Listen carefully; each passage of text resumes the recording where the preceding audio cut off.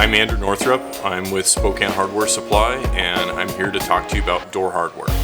What do you need to know when replacing door hardware at your house or business? First thing that you want to get is the door thickness. Standard interior door is 1 3/8 inches thick, and typically your exterior door is 1 3/4 inches. Second thing that you want to know is the back set. So that's the measurement from the edge of the door to the center of the lock prep. Third thing that you want to know is the handing of your door if you're going to be doing levers, and that's typically done by putting your back against the open door, and whatever side the hinges are on. If it's on the left side of your back side, that'd be a left-hand door. If it's on the right side, it'd be a right-hand door.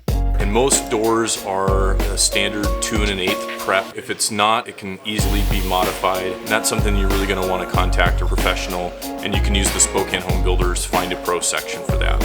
Now I'm going to walk you through some of the terminology and basics around door hardware. Typically, a door is going to have either a knob or a lever on it. It requires a latch bolt.